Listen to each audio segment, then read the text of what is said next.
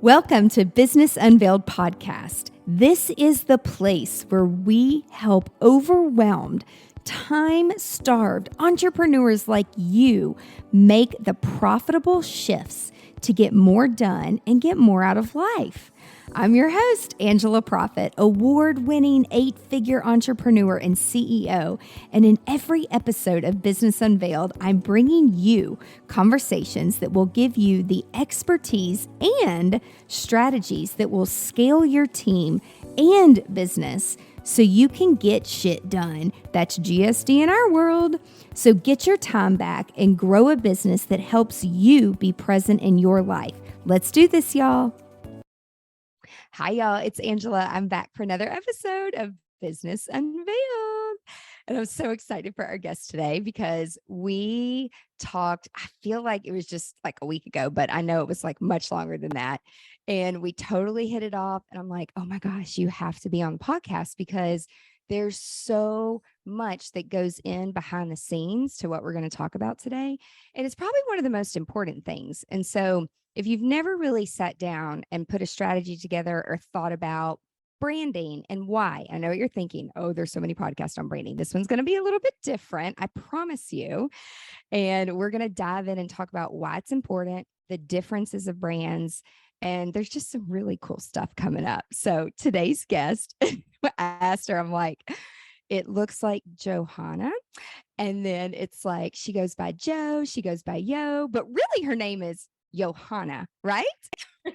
Correct. You nailed it. Yes. So it's like just, phonetically, and I get all the time with my last name, people try to be fancy with it, like profit. I'm like, no, it's just profit, like money. It's just not spelled like that. So I know how you feel. Like I get it all the time. But Johanna, welcome to the show.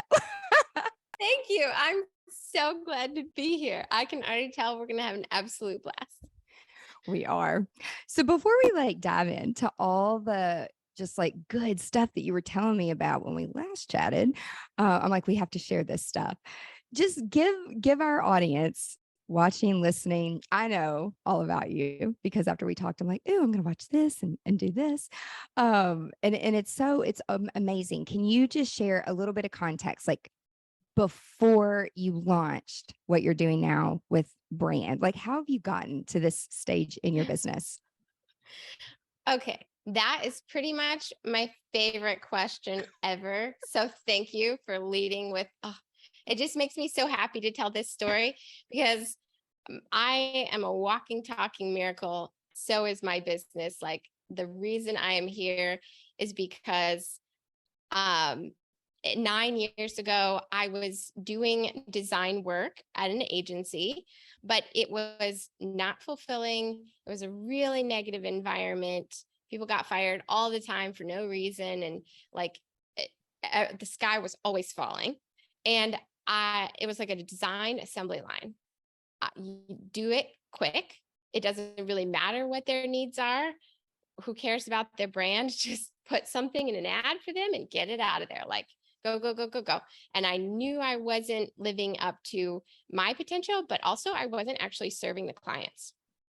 Like I wanted to be able to take time to find their why and help them show up in the world. And that wasn't happening.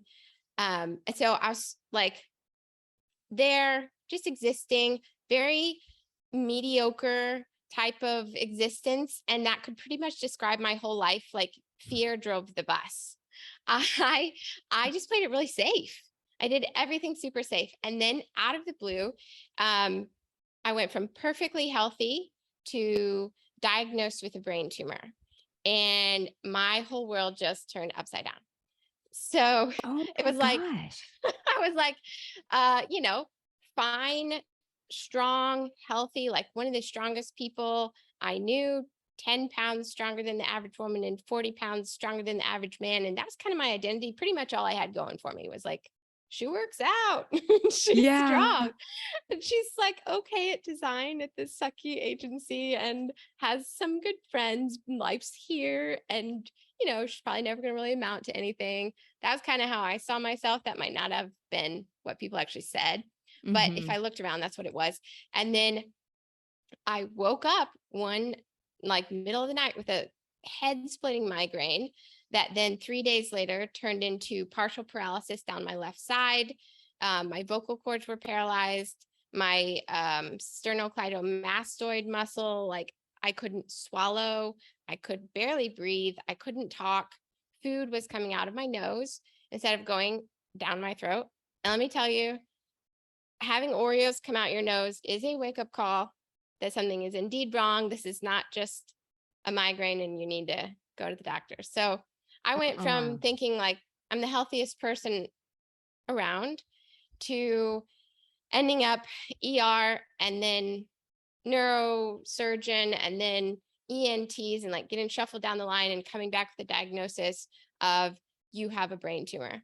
And my world just flipped. I bet. I played it so safe, man. What I do to deserve this? I was a good girl. I was a goody two shoes. I was like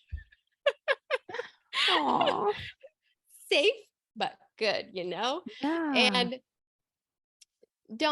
didn't drink, didn't smoke, didn't do it. Like nothing in my health history saw this coming, but it came. And when that happened, first off, I expected it to be kind of like the show House, where they won't sleep until they discover what particular type of tumor this is, how to treat it, find the cure. It's going to be fine because they care so much. The world is full of advocates. No, turns out not so much, which is, let's tap into that later. Like that is one of the things I do with my clients is I become an advocate for their most audacious self. And that comes from this moment when I wanted to live, I wanted health again, and there was no advocates. Like there was doctors that did their job very well, very good doctors. And then they went home and slept, and I went home and cried. And the results just kept coming back inconclusive. And for someone who had played it safe and done everything for the sake of certainty, like my job wasn't exciting, but at least it was secure. This just turned everything upside down. And I went from, I'm just gonna like keep working at this agency. Someday I'll make it up the ladder. Someday I'll get a promotion. Then I'm going to move to New York. And then I'm going to get put on some really cool brand projects where someday I'm going to get to work with celebrities and, help them with their brand photo shoots and all this stuff. Like that was my someday, but there were no action steps in place for that to happen. When this happened and the diagnosis came down, I looked around my office and went, oh, hell no. I am not going out like this. And if they don't know how long I have left, and they kept saying results are inconclusive, we don't know. I asked them, am I going to die? Like that was the first thing I said when they said, you have a mass. What does that mean? We don't know. Am I going to die? We don't know. How much time? We don't know. So frustrating. So frustrating. And so I went from really certain and secure of my outcomes to realizing that in reality, certainty is an illusion. And so much of my life, I had just clung to it and it wasn't really there at all. I mean, this didn't change things. This just opened my eyes. And so not knowing what was going to happen with my health, I quit my job. I walked out the office. I said, if I don't know how much time I have left, I'm going to spend it with my family. I'm going to spend it with my friends. I'm going to spend it on my motorcycle, and I'm going to spend it. I'm going to spend it. Like I literally walked out, sat on my motorcycle in the parking lot and just sobbed like, this is not it. But I'm going to do work that matters with the time I have left. So I walked out the door down the street and I started knocking on business doors and saying, hi, I'm Johanna. I design stuff. Do you need stuff designed? And I literally like Mary Kay salesmaned my way through the town. I love it. Miracle of miracles. I found a few people who were actually in office. Some of them actually like needed some graphic design work done. And so I launched Design by Joe with a whopping 8 hours of promised work on the clock. That was enough for me because I was just done. Like, I was done not living up to my potential. I was done looking around, knowing I still left everything on the table, and Mm-hmm. knowing that there were so many people like that needed something that I had to give, but I wasn't even close to reaching them. So that happened. And just so I don't leave your listeners with a cliffhanger, this might have to be another episode, but Yeah. the brain tumor story, the brain tumor story turns out so good. I could not get help from the doctors. 2.5 years of getting bounced from surgeon to surgeon who said, we can help you. And then, no, we can't. It's too risky. We can help you. No, we can't. It's too risky. But underneath the surface, while that was happening in the medical world, I had a really amazing family friend who was a very black and white in his faith kind of Christian, like the kind of guy that sometimes you want to punch when he says things, Yeah. but he's almost always right. And you know that he says it because he loves you. And he loves so well that you could take it when it counts. And the day after I was diagnosed, he showed up on my porch and gave me a brand new little iPad mini loaded with every Bible verse about healing that he had been able to find.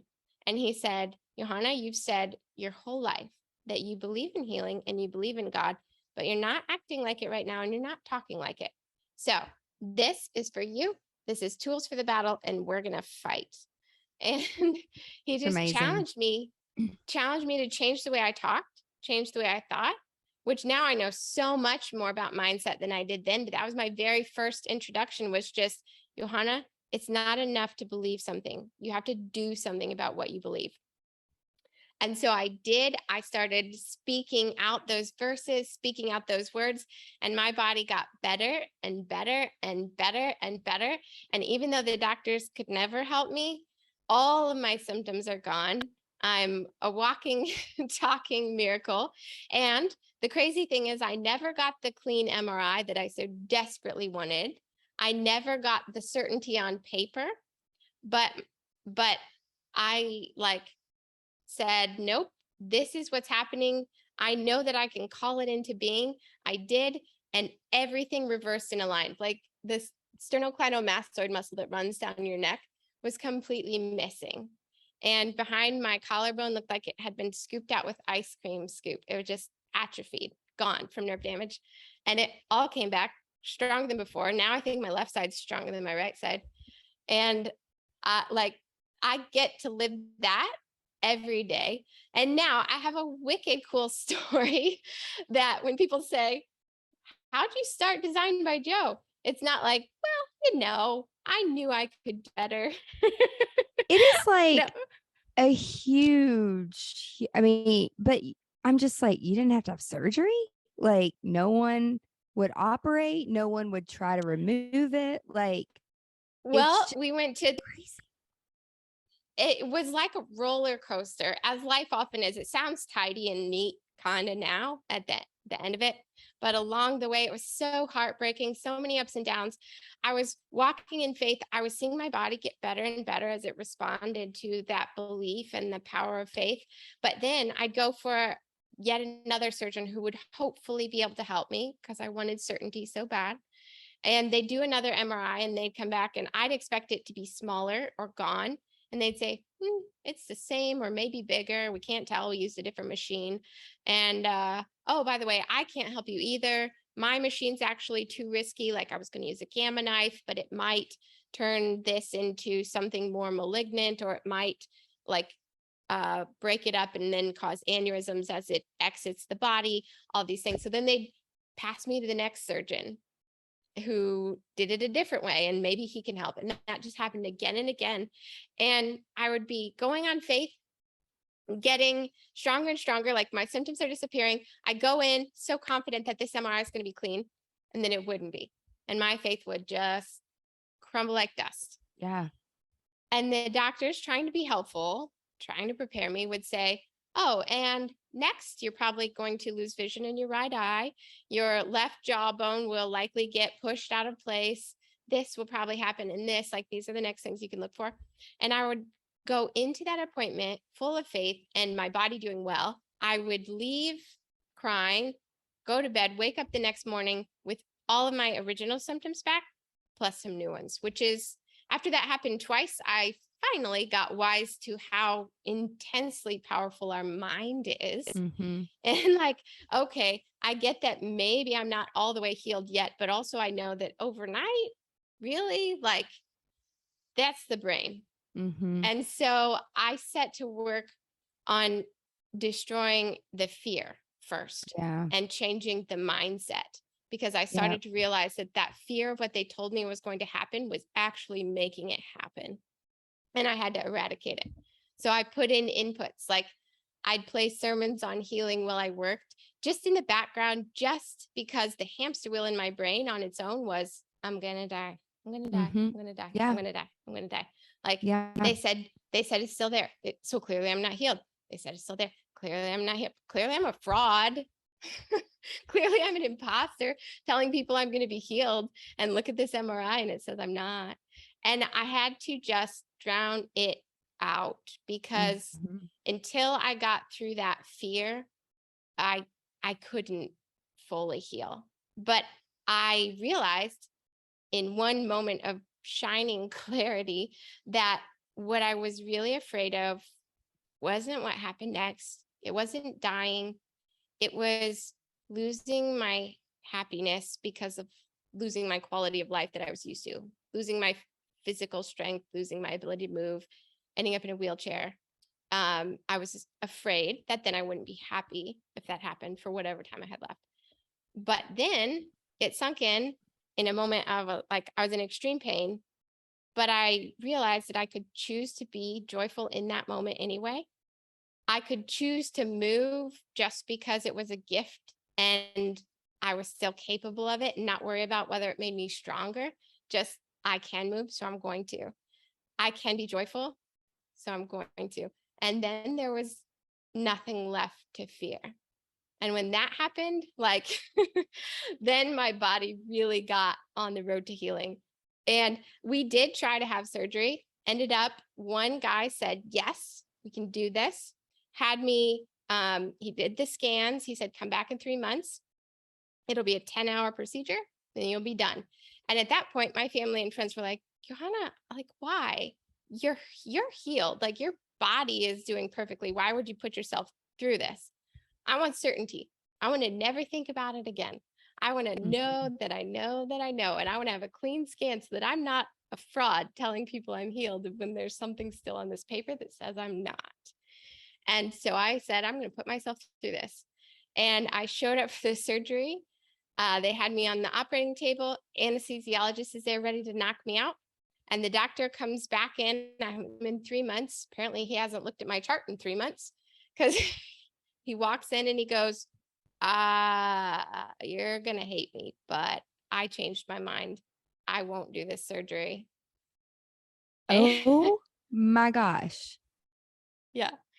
He said, I know what the scan says, but I can't do this to a healthy person when this surgery could put you in a wheelchair for life or on a feeding tube for life. And I can't do this to you. What a And good doctor, though. Like, I know you were I pissed, know. I but was what so a pissed. great person. Yeah, he really was, like, risking his reputation, because I probably could have sued the hospital for them, like, 3 months of me planning and prepping for recovery and all of these things, and then last minute, like, I'm there and I'm ready, and they say never mind. But he trusted his gut above his reputation, which now I am forever grateful for. But then I screamed. I bet. Those little curtains in the hospital corridors, not strong enough for how angry I was. It was 5 a.m. I hadn't eaten in 24 hours. And all of my, like, dreams of certainty once and for all were just crashing down. But when we left, I said, that's it. I'm done. I'm never coming back. Like, I have been almost doing something about what I believe. I've been mostly acting in faith, but then I keep going back and checking. And clearly my faith wasn't quite strong enough to handle seeing something different on paper. I've got to stop seeing that. Like, Yep. I can't keep going back every 6 months and getting the pants scared off of me. I can't. And so I said, nope, I'm done. I'm out. Thank you. I'm sure someday I'll thank you. Right now, I'm just mad Yeah. at you. But that was 5 years ago since I've ever Wow. been there. And I have not looked back. And when I finally took that last step and said, no more scans, like, I need to trust that this healing has happened, the last of my symptoms just faded away. There was no more choking and no more swallowing issues and no more headaches and no more, like, muscles are bigger than ever. And so I think that was just the last step. And I don't get to double check it. I learned that now. Yeah. And I don't get to prove it. I can't prove anything to you. All I can tell you is that was what happened. And that made me go, like, so during that, like, 2 years of roller coaster, I had started Design by Joe, but I wasn't super successful. I was fighting a brain tumor Right. and and just kind of like starting a new baby business in the Yep. world. And when I walked out of that last surgery, I went and looked around and went, okay, I did this massive boost, this leap. And everybody thinks I'm super courageous because instead of quitting my job and going on Medicaid, which is what they wanted me to do, I quit my job and started 3 companies, actually. Like, who does that? Who does? Just People like us. me. And we're You crazy. would totally. Yeah.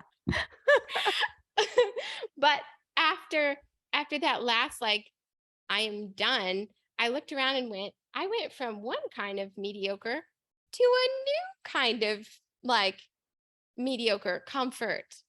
I hit a certain income ceiling and then I was just comfortable. Mm-hmm. And I still wasn't serving my clients on a big scale like I had dreamed of. I was just doing it in a different method. And so I went to a Tony Robbins conference, Unleash the Power Within. Okay. It's a good way to start. Walked on hot coals, which was really the least transformative part of that experience. The real shift was the mindset when he told us to think about what our life would be like in 10 years if nothing changed. How many people would not be impacted? How many Mm-hmm. people would not get what we have to offer? How many people would not be touched? And I thought about my story and I cried. And I was like, no, I didn't come this far to only come this far. Mm-hmm. And I can't, like, go from I don't want to just live my life as a survivor. I want to thrive. I want to quantum bunny leap. So I went back home, kind of tore through my business, sat down with all my clients, said, what can I do more of? What do you need? What do you wish you had in a branding person? What do you wish you had? And they said, well, 1, we don't know what we don't know. 2, we wish someone would take us through the whole process because we came to you originally maybe to just get a logo and some brand guidelines, and you did a beautiful job and you gave it to us in a pretty package and we don't know what to do with it. Exactly. Or you told us, like, next step is website, but you don't do those yet, and we went out and couldn't find a single person that would carry out the brand in a, like, premium way like you started it. And so I went, okay, I'm going to fall in love with my clients, not with my business plan and not with my products or services. So how can I change this? And so I went from just being a designer to taking all sorts of messaging and strategy trainings, learning how to help them find their why and tell their story first, and then communicate that into visuals. Because when it comes to branding, a lot of people think that, one, they either think it's just a logo or they know it's more than that, but they think they can wait and they're going to publish their book first and launch their podcast first and start their course, and then they'll worry about branding. And what happens then is you still have a visual brand, but it just happened by default instead of by design. and I wanted to solve that. So I added messaging, I added team members, I learned to code so that I could add websites. And then the first thing I learned to code when I learned to code was that I hate to code. Yeah, girl, I do too. I'm Oh like, my gosh. we're just not that personality. Like, we like to talk and like love people, and not that coders don't, but I just find that if they're coding, they like live in their little tech world that is their happy world. And I look at it now and I'm just like, oh my God, thank God I don't do that anymore. Yep. It's But at crazy. least I was like, at least I'm going to learn to speak it. And so now I can confidently design websites that are gorgeous, high converting, and I know they're going to stand out from the pack. And then I can talk to my developer and say, let's do this. And when they say that's not possible, I have the knowledge and the expertise to say, yes, it is. And we're going to do it. But isn't it Because, crazy how it literally, when I hear, first off, like, it's amazing what you have gone through, and then the shift in a very short period of time. And it just shows you how powerful your body reacts when you get your mindset right. But I've noticed kind of a pattern in, in podcasts and conferences and things like that, that the entrepreneurs who've had that near death experience of the word death, like, you are going to die. We were told by someone, or that's just what the statistics are. And for people like with our personality, it lights a fire under us. And it's like, oh no, I'm not ready. Like, what do I need to do to reverse this and change it? And like you said, you become your own advocate. And everybody has a story. Everybody has yeah, bad things happen to them. for But sure. it's all in how you and take the information. And I just I know this, like, we didn't talk about this before, but I do have like two questions for you, because from just a personal atmosphere, it's like, what I've noticed in myself over the years is just like the people around me, their mindset also, like what they're saying.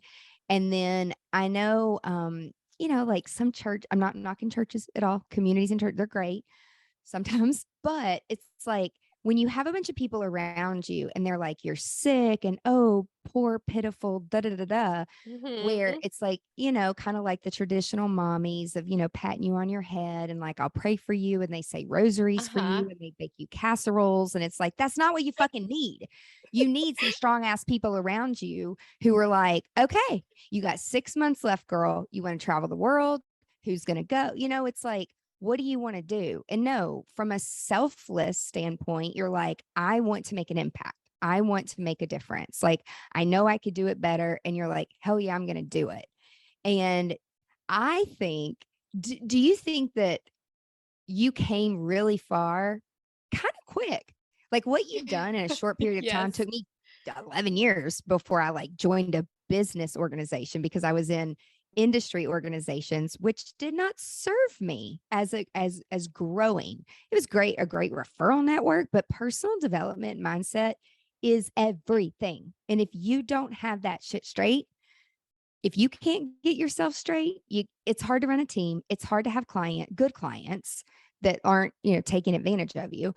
And so, but did you, when all this started, my two questions are, did you have the right people around you that you supported, or did you kind of have to, like, and I mean this nicely, like potty train them of like, hey, so and so was really an influence on me. I'm really trying to stay positive, and was that a lot of it? And then my second question is, did you change anything with like your diet and your, not a diet, but like your food and, sugar and, there's all kinds of things out there that aren't doctor approved, but damn, there's, 30, 40, 50,000 people who get certain types of cancer. They change what they're eating and the vitamins, and it's all natural and it's gone, So that's my thing. It's Hmm. like your support group, and then what you're putting in your body. Did you have to shift that at all? So the support group for sure. Like you Okay. said, potty training, it was maybe some potty training, maybe some breaking up. Yep. There were people in my life. One, like one of the best things I did was quit my job because I got out of that environment where the sky was always falling. And I didn't realize how negative it was until Yeah. I was sick. And I was like, oh, I can't have that. So that was another like really good shift. But I had people in my life at the time who two things happened. Like some had to be trained, some had to be left, because the ones that had to be left were saying things like, Johanna, you're in denial. You Exactly. Right. They're like, Johanna, you need to stop talking about how you're going to do this business and how you're fine and how you're healing. And you just need to accept this and like wait to die, basically. And I went, to what end? Who does that serve? Like, if I die anyway, sounding like a crazy person, talking about how I'm going to get healed, who cares? I'm dead. You can laugh at me after I'm dead. But Mhm. I know that if I take the doctor's word as the last word, I will die. I have the choice, Yeah. and I am not Yeah. going to. So those people had to go, and I found them quickly because they were the ones giving that. And it was like, oh, this is the last time we're ever hanging out. and then Exactly. and then there were the people that you didn't break up with because they were family or friends, really close friends that meant the best ever. But they did things like, I've never said this on out loud before, but I feel like this is an okay place to say it. There was amazing people that organized a fundraiser for me to help pay for a brain biopsy. And that was so incredible and selfless. Like the whole city came together and it was really incredible. But I didn't actually want it because Mhm. that was early in when I didn't, not that I didn't want help. I'm not ashamed of help at all. I didn't want surgery. Mhm. And even though part of me pursued that to the gritty end, as you heard, like at that early on, I wanted to walk away from it. I wanted to say, I'm healed. I am being healed. I wanted to stand in that and be done. And because there was all these well-meaning, caring people doing a fundraiser, everyone was always asking like, how you doing, telling me their Mhm. stories of how they've had like 3 brain tumors and had like 3 surgeries, and like they keep coming back and all these things. And so it kept it in my life longer than I would have wanted, but I wasn't strong enough, bold enough, and maybe it wouldn't have been the right choice. Like their hearts were definitely in the right place. And in the end, I didn't have surgery and I donated the money to a guy who needed a heart transplant. So Wow. it turned out fine. Like maybe he couldn't have got the money and that's why it happened. But there was people in situations where family wanted you to pursue medical options, even once I saw like the doctors clearly saying, we don't think we can help. And I knew it was kind of crumbling my faith to keep going back, and felt like I needed to take a step back, that would be my final act of standing on what I believed. I kept going because I didn't want my family to feel like I'd given up. So there was some training. And they mean well, but it happens. And the same thing happens in business. Like when I went to start my business, I won't mention who, but I was talking very excitedly, just in case they ever start listening to backlogs of podcasts I've been on. You never know. Right. Anything can happen. But I was talking very excitedly about like this new company and all this stuff. And the first thing they said was, well, honey, what about health insurance? You know, you've had a brain tumor and you need to worry about that stuff. Like, what are you going to do about health insurance? Like, that was the sum total of I'm starting this company and we're going to change the world and we're going to do brands that transform people from their current self to their aspirational self in 6 months instead of in 6 years. And we're going to, but what about health insurance? It's such a So yes, limited mindset. And there's I feel like there's a great lesson that I want to point out here because I'm like, as my mother, you're always trying to teach. Like, but teach away. there's a really good thing in it is that what you said is so important. It's happened in not to me, but like in my family before where the exact same thing is where these fundraisers were put on. But it's like, did anybody ever ask you, what do you want? If you need time to think about it, and how can we best support you? And as humans, especially with our personality, we're so quick to like help and want to just just fix everything because we think we can. And there are times where, I mean, my sister has a terminal illness and has for several years. She was told 6 months. And then it's like, well, she wasn't ready to die. You know, we did something totally crazy and sent her to Russia and she got stem cell replacements. And I mean, it's almost 7 years later and she's still alive. You know, so it's like, I would just say from this is like, don't take one doctor. I mean, I do feel like we live in a different age. My parents are still in the generation where it's like, whatever the doctor says, go jump off this cliff. It's going to make me feel better. It's like, you do have to be your own advocate. But something like one of our therapists taught me was that she's like, Angela, you're not always here to teach. And so instead of always offering, you know, through your experiences, how you can help somebody, like sometimes just ask, like, what do you want? How can I help? Like, do you want me to listen? Or do you want me to share some experiences with you of how we've dealt with some situations that are similar? Or I know nothing about this. Like, how can I help? But I think it's a really good lesson just for every single person hearing and listening, that sometimes just when you're quick and you're excited because you can help someone or you can go plan a fundraiser or whatever it is, like take a step back and just ask the person that you love, that, you know, friends, family, like, what do you want? And a lot of times people, we don't know what we want and we don't know what we need. But at that time, you needed that guidance and that faith. And that's what helped you really get your mindset right. And then I can't even imagine, like, you know, going to a Tony Robbins conference. And y'all, if you've never been to one of his conferences or you know, some of the people that run in the same space, it's like you come back with a fat fire under your ass and you're like, okay, I'm going to conquer, you know, I mean, it's the best feeling, but it's like, how do you keep that momentum going? Right. Because it's like you say yes to everything in the beginning of a baby business because you just want the work. And then like you started to say a few minutes ago, you get into it and then you're like, okay, here I am just comfortable again. And you know, you're not challenging yourself and you're bored. I'm assuming because this is me totally. I'm Sounds like you can relate. I'm like, I'm bored. So it's like, then, okay, what do you love doing and the passion and then putting it into play, but in full service so that you can service. It's not about the quality. It's not about the quantity and the numbers of how many logos you can do and how many jobs that you can do. And listen, there's agencies out there. It sounds like you used to work for one. And it's like, and that's okay. Some people just need that, but it's a completely different service, process, feeling, everything. When you go to someone who's had an experience like yours and you value every single client from beginning to end, and you have that process and they trust you, and knowing the care and the heart behind it, because you know you don't want to go out half-ass doing anything, which is why we say no a lot more than we say yes now. Because if we don't have the time to dedicate to it, I don't want to half-ass do anything. And so it's, you know, we have a process and we follow it. And so it's that way. We do it with our businesses, but what is just crazy to me is a lot of humans, we don't do it for ourselves. We don't stop and say, okay, you know, I like reset every year. And I'm like, where is my value best going to help and like leave a legacy? And the older I get, the smaller the group gets and the smaller the funnel gets.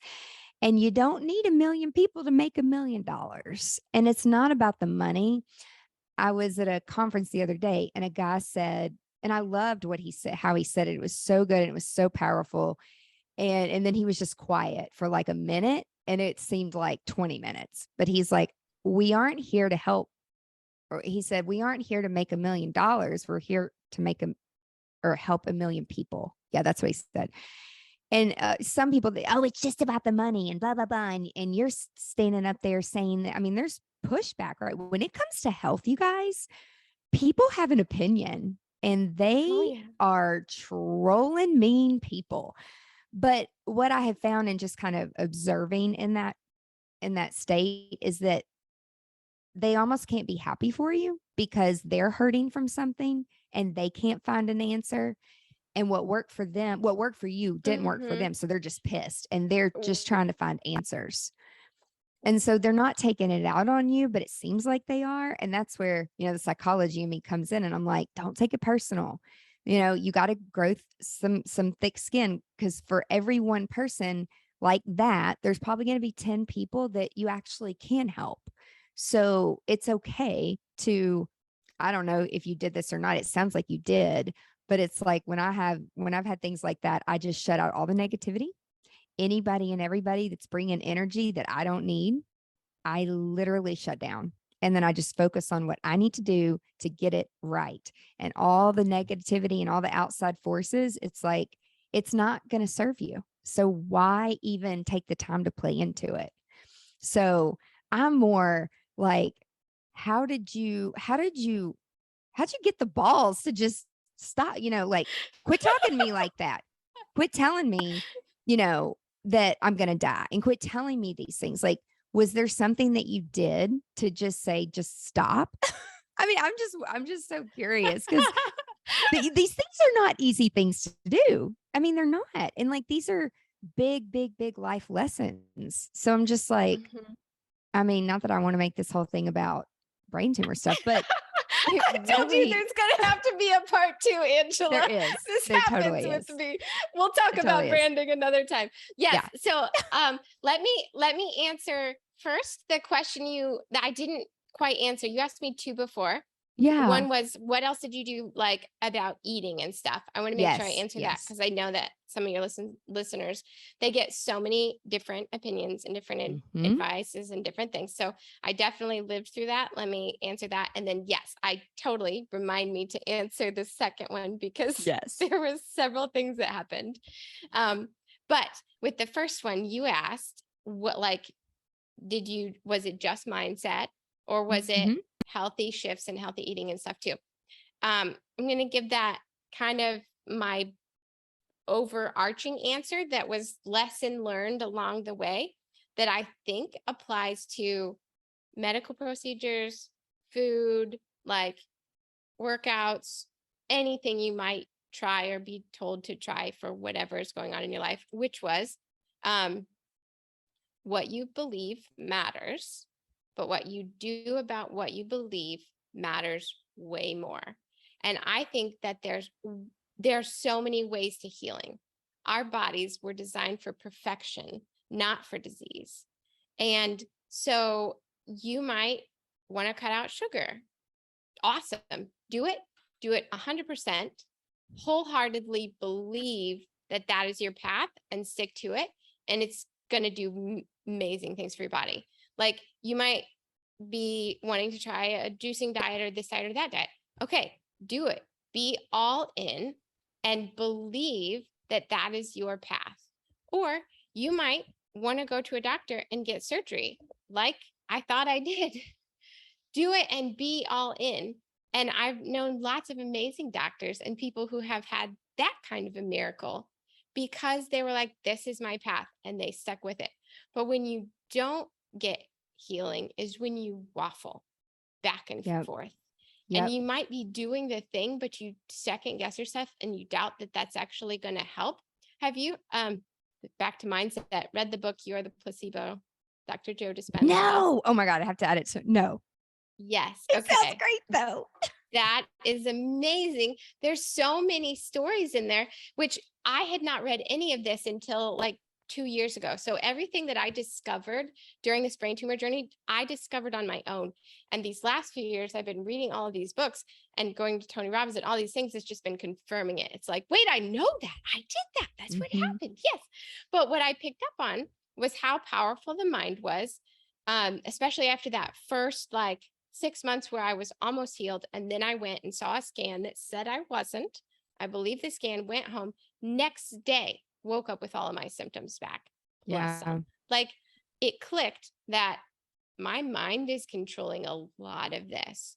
And it also clicked that when the anxiety and the fear that was swirling in my brain would really be strong, the symptoms would get way worse. And so I started going, fear is controlling a lot of what my body's doing. So let's cut out the fear first. And so it wasn't enough to just believe that healing works, that God is real, that, like, that anyone could be healed, I had to actually submit wholeheartedly to that path and follow it through to the end. And so it's like, I think I could have gotten surgery if someone would have done it on me, and I could have had a different kind of miracle. Mm-hmm. And like, so there's so much second guessing and doubt and waffling that goes on that we like, our minds never fully accept and therefore tell our bodies. So it wasn't until my mind was fully on board, like, and this was inputs 8 hours a day of listening to messages on healing and sermons on healing and just drowning out. Cause like you said, you got to go into your bubble. I had to. Yep. I You have to. couldn't listen to the news. I couldn't like even well-meaning people, they'd feel sorry for me. And then I downward spiral. So I had to just put in things about being healed and totally drown it out. And I didn't do any particular diets. I was already pretty healthy eater. Mm-hmm. I was, I ate healthy for the most part at that time. And you worked out. So there wasn't, like you said, you're doing it all and right. I worked out. Right. And so there wasn't a lot to shift there, but I have had a lot of friends talk about like major, amazing shifts in their body when they went to clean eating and those kind of things. I'm all on board for those things. That just wasn't a factor because it was actually a frustrating factor. Like, what more can I do? By the books, I'm really good. And one thing I did start doing yoga during that time. I actually kind of got tricked into it. I used to think yoga was for sissies. And I only did hardcore workouts like CrossFit and P90X. And but when this happened, it was like pounding migraines if I would move too much, along with partial paralysis on my left side. Mm-hmm. And so I couldn't do those workouts. And I had another sweet friend who kind of entered my life about that time. She tricked me into doing it by teaching me acrobatic yoga first. Ooh. Which that sounded just badass enough for me to be like, oh, I'll try it. I would try. I don't do yoga really because I talk too much and I'm like way too high strung, but I was doing this like acrobatic. Okay. I could get down with that. There you go. There's your secret. So she tricked me into it, invited me and my boyfriend then at the time to try it. And I freaking loved it because I've done ballroom dancing much of my life. It's got a lot of similarities with the partnership and the trust you got to have and all that stuff. But then she started like doing longer and longer warm-ups at the beginning of acro yoga that was just regular yoga and vinyasa flow and all these stuff. And I'm like, oh, it's not so bad. Oh, this feels pretty good. Oh, I could do this. Even it's not boring. So she totally tricked me into yoga, which was very helpful, I'm sure, because it was one of the few exercises I could still do with both sides of my body. Mm-hmm. And as I began to heal, it allowed the left side to begin to build up more. So there was some physicality involved. And then the other thing was on the physical side of things, I kept moving just because I could, no longer worried about the outcome. Like the outcome was frustrating. I worked out, my muscles still somehow got weaker. That doesn't seem fair. But when I chose, like, I choose joy and I'm going to move today because the day is a gift and this movement is a gift. And the fact that I can go for a walk is a gift. And it doesn't matter if it makes me stronger. I'm just grateful that I can do it. That helped a lot too. One, for your mind, like moving your body helps your mind. I know you have a treadmill under your desk. I'm surprised you're not walking right now, honestly. I know. I thought this was going to be a word. I know I haven't moved the podcast, but it is coming in January. And a lot of the stuff we're doing is hopefully we'll get to like do some things in person too. But you know all about the movement and how when you're like, you've got to move. And I'm like, yes. It all starts with moving, people. You just have to get up and move your body. Get out of the bed. Stop feeling depressed because if you don't move, you're going to stay in that state and your body is going to stay in that state. And if you don't get out and move, it can be walking, it could be dancing, it can be yoga. But I'm 100% with you. And that's what gratitude and mindfulness every single morning and every single night. It's like, I don't love paper. I'm not a journal person, but every single day I'm like, okay, we do highs and lows. This was my high. This was my low. And if it's a low, we all have a low. It's like some days we're just great. You don't have a low, but if there's a low in the bottom 5%, how can you reframe? How can you have gratitude and not complain about it? And what could you change to make it different? And so when you just sit there and do it with yourself, it's so, I mean, things start to change because what you put out is what you're going to get back in the universe. Yep. And then when it comes down to it, all of those things, they were little action steps, like put in inputs. Stop listening to people who say you should just give up. It doesn't mean don't listen to things you don't want to hear. Like my friend who said, Johanna, you're not acting like you actually believe this. I needed to hear that. I didn't want to hear that. So don't shut out everyone who says something you don't want to hear. Right. That's not necessarily the case, but there's a difference between things you need to hear and just like negative for the sake of negative. But then once all that was through, like all this massive action, I'm literally speaking out versus every day. Anytime I'm in intense pain, I'm just talking it out, telling my body this is what's what. Then it came down to massive action, total surrender. And I finally had to reach this place where I went, all right, Lord, I believe that you heal everyone who asks. I'm in everyone. I believe that this is for me. I've done all this stuff, but even if I don't, I'm still going to choose joy. I'm still going to love you. And I'm still going to serve as many people as I can with the time I have left. And I would do these, I didn't call them meditations, but they really were. Like I'd just be sitting there praying and I'd picture this altar in a forest and I just crawl up on it and lay down and go, all right, Lord. And I started to notice when I would do that, the pain would go away for the time I was there. And so then I just started spending more and more time in that state of surrender and going like, I have done everything I can. I have goals. I have dreams. I want this outcome so bad, but I let it go. And whatever happens, happens. And I think that has been my secret to success in the rest of my life and in my business. Like if I had stayed on the path I was on when I first started it, I wouldn't be here. But I surrendered that and said, what do you need more of? I added it. And I said, okay, I am going to do everything I can to become the brand name in brand design. And we're going to go way beyond. And I did quantum bunny leaps. I treated, you said something earlier about we do it for other people, but we don't do it for ourselves. I finally learned that, and I did do it for myself. I literally, after I got back from the Tony Robbins thing, I took 3 months off of taking any clients. I sat down, I looked at my business, and I said, I'm telling people that I can help them brand like the best. I'm telling them that I can do this luxury output, premium photos, amazing website.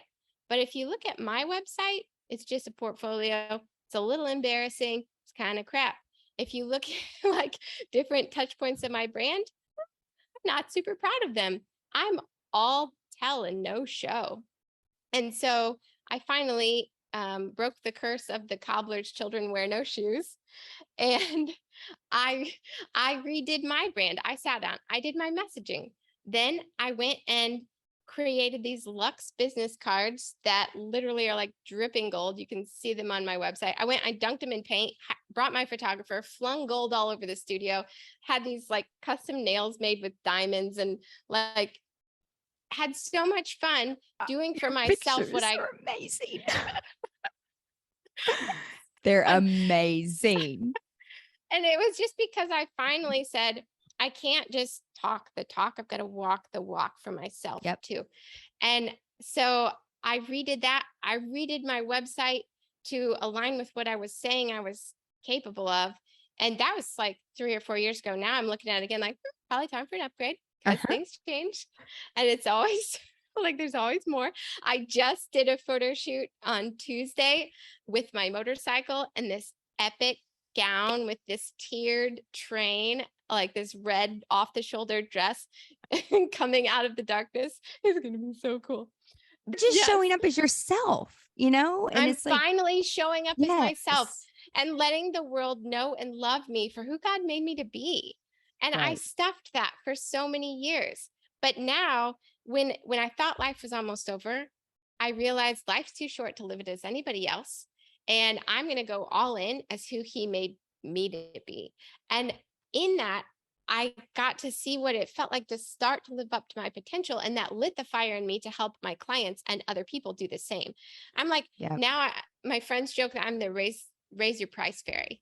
Like clients come to me and they're like, well, I charge $25,000 for a speech right now, but I'd like to charge 50,000 or this. And I'm like, okay, well, you know what? Your You got to look website like looks it. like you charge. Amen to that. You got to look like it.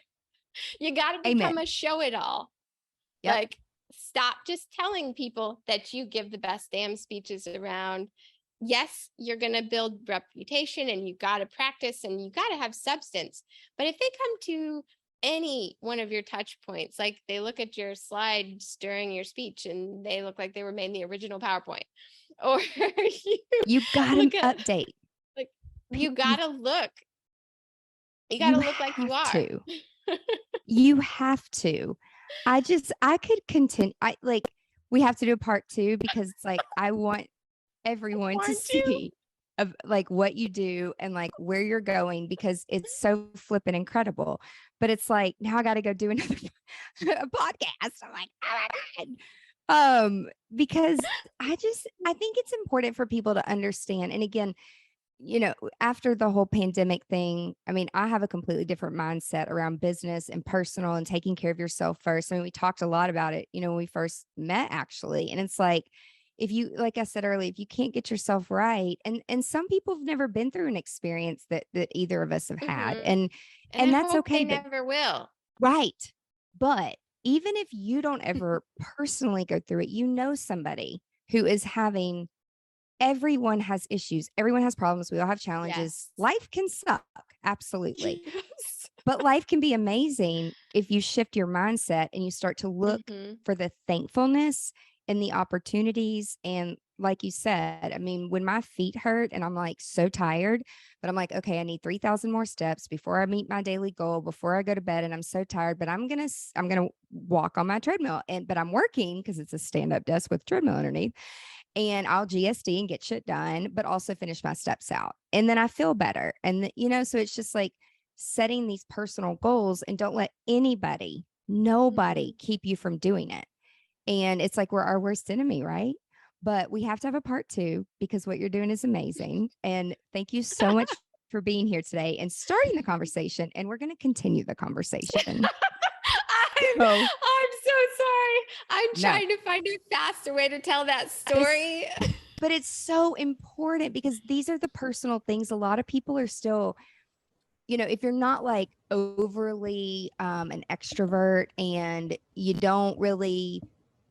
you haven't had a lot of successes yet, people don't feel confident and comfortable in sharing kind of like their sob story, which it's not a sob story.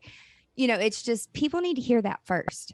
And then it's like, it really, really, really is the foundation so that they can better understand why you're doing and the approach that you're taking to what you're doing. Can I give them two nuggets to take away from all of this so that they want to listen to your part 2? Yes. Okay. So 1, the outcome that happened when I broke the curse of the cobbler's children wear no shoes, and I treated myself as a priority, and I really looked at my business and did what I do best to my business, was I went from being able to charge about $5,000 for an initial brand package to being able to charge say that again. $100,000, from being able to charge $5,000 to $100,000 in the course of 1 year. And how the hell do you do it? I positioned my brand where it finally belonged. I knew I was amazing. Sorry, that sounded really braggy. I didn't mean that. No. I knew I I knew I was transforming businesses and transforming lives and had something amazing to offer the world, but I just looked like everyone else. And so I took it and said, it is time to show up as my most authentic, amazing self in every aspect of my brand. And when I did that, like literally next day, some guy in a coffee shop asked for my business card and then ran and checked my website, ran back and said, oh my gosh, you get branding, you get me. I need you to do work for me. By the way, I work for Google. And it was like, boom. That's overnight. amazing. Just okay. So you got to listen to part 2. So nugget is why you want to do like not just branding, but why you want to show up as your most authentic self. Like your brand should capture your uniqueness and validate your value to your dreamiest of dream clients. 100%. And polarize the other ones, like scare off everybody else. You're not meant to work and please everybody. You're meant to work with the people that you're perfectly aligned with. And part 2 coming soon. If anybody wants to connect with you, reach out to you, what's your favorite platform? Where can they find you? And we'll put all the links in the show notes too. Okay. You can find me on my website, designbyjoestudio.com. Send me a contact form, like just send me a message, or you can find me on LinkedIn or Facebook as at Design by Joe Studio. I love it. Peasy. Thank you so much. Thank you so much. And if you're watching or listening, thank you so much for your time today. And be sure to tune in next week to another episode of Business Unveiled. Bye, y'all. That's it for this week's episode of Business Unveiled. Now that you have all the tools that you need to conquer the world and GSD, get shit done, would you share this with your friends and fellow business leaders? One thing that would really, really help us and help new listeners is for you to rate the show and leave a comment in Apple Podcast, Spotify, Stitcher, or wherever you tune in and listen to Business Unveiled. You can check out the show notes at angelaprofit.com/podcast and link up with us on social media so you can share your biggest insights. And I want to know your aha moments. Until next week, remember, the profitable shifts and structures you're creating in your business help you be more present in your life. So get out there and GSD.